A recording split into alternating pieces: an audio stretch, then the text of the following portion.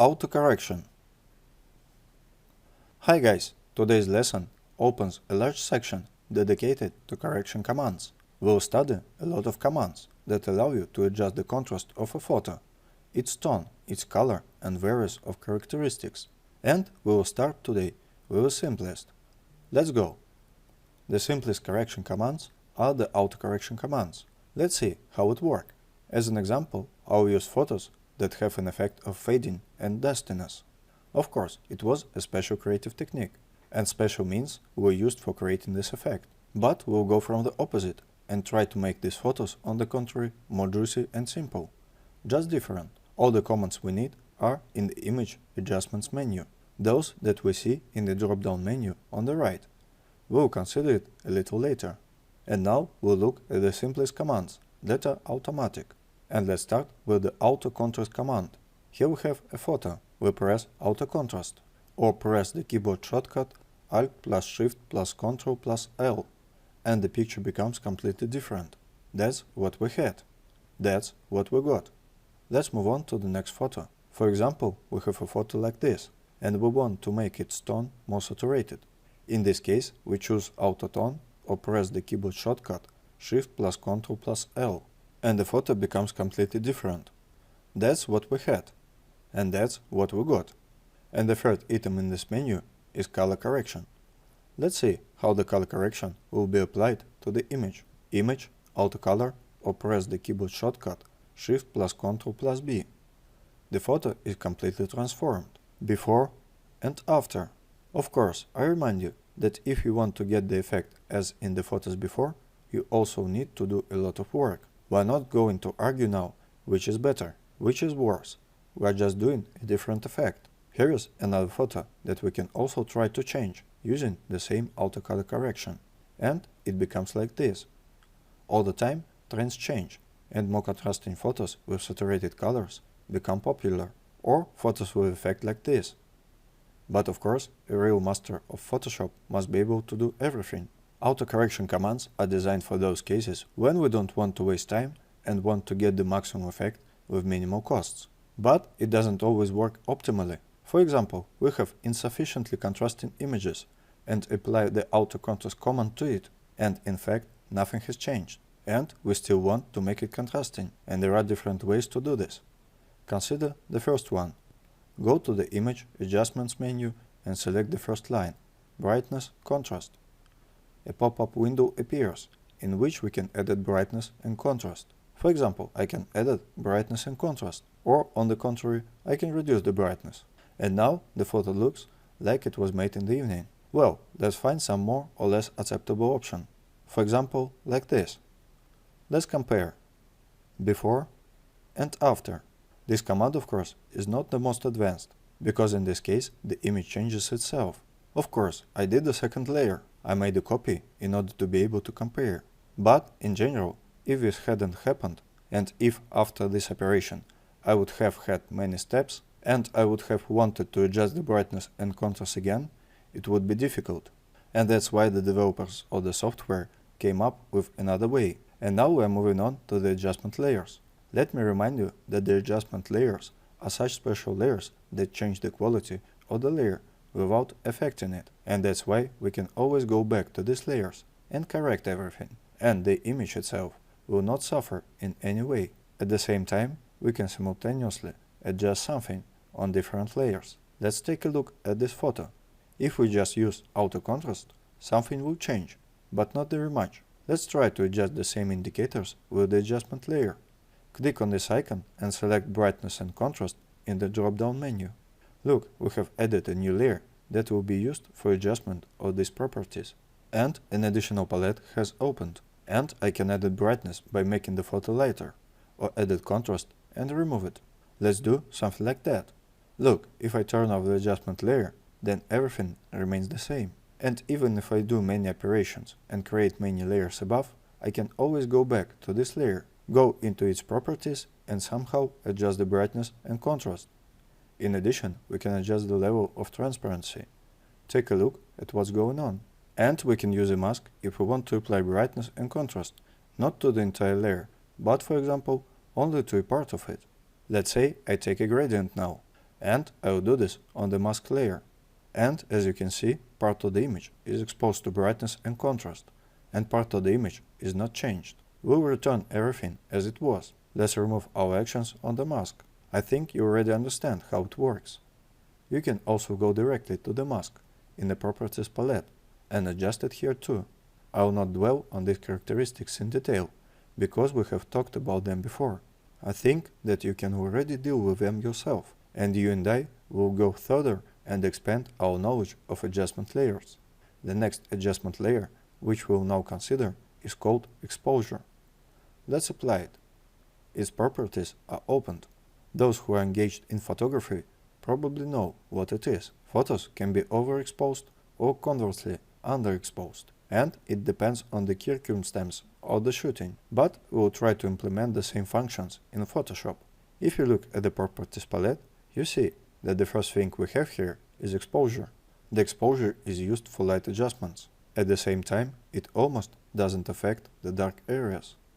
Let's see how it works. Look, I am moving to the right, and light is getting even lighter.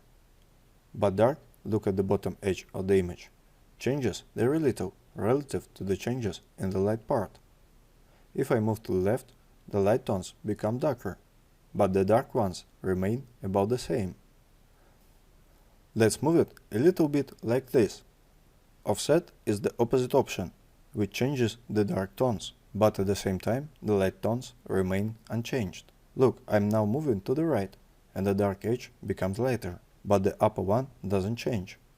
Let's, for example, do this. And we also have gum correction.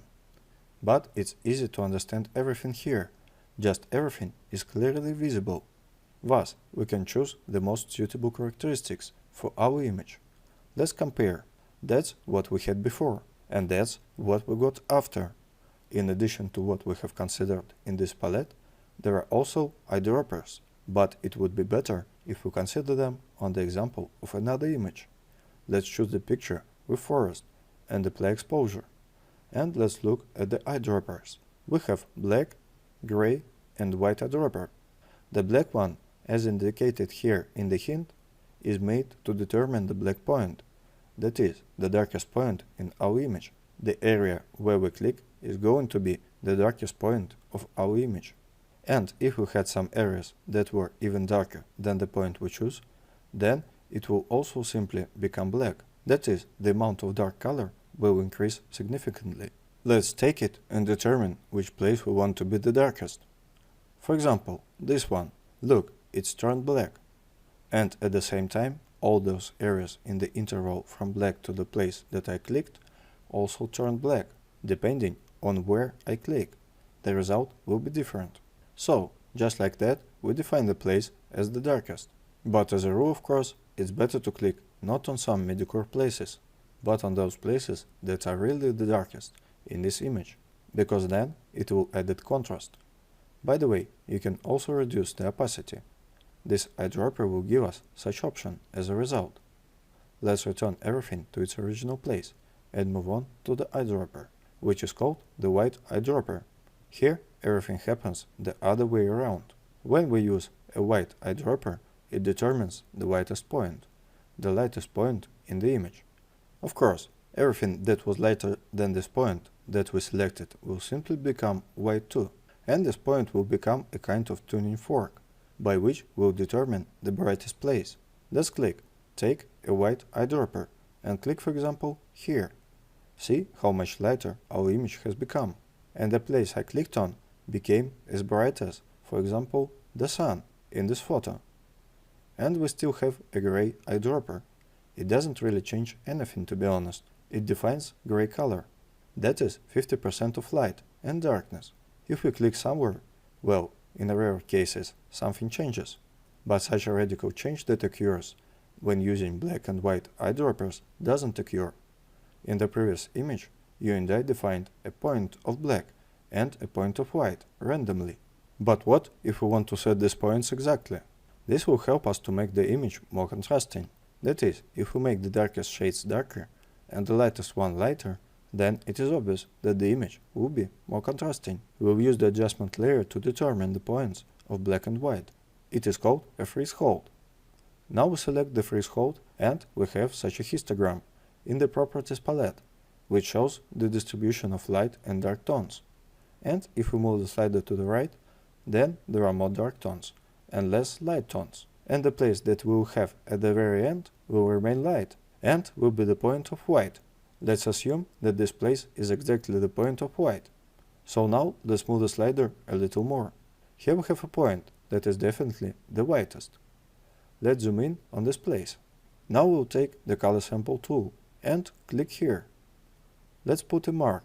We marked the white point. And now let's find the black point. Move the slider in the opposite direction. We bring it to the very border of this histogram and see what we have left. And click a second time. We thereby determine the black point. We have 2 points, the white point and the black point. Now we can remove the threshold adjustment layer. We have preserved our points. And we're again creating the adjustment layer. And this is the exposure adjustment layer. But to our eyedroppers, we take a black eyedropper and click on the place that we have defined as the blackest. See how our image changed immediately. We take a white eyedropper and click on the lightest place. It is not too noticeable because there is more than enough white color in this photo. But anyway, let's compare what we had before and what we have now. How much more contrasting our photo has become. When we switch to any other tool, for example to the Move tool, our marks disappear from our field of view. Guys, we have reviewed a lot of different operations today. We have considered the auto-correction commands and some possibilities of brightness and contrast adjustments. And I hope that you will try to do all this using the proposed examples. I'm not going to list everything we did for each image right now, because there were quite a lot of them. I'm just going to attach all these images as your homework, heading them so that it is clear, so that to remind you exactly what we did with each of them. So I hope you will succeed. This is just the beginning. It will be even more interesting in terms of image correction. It was Peter Romanov and AIM School. See you next time.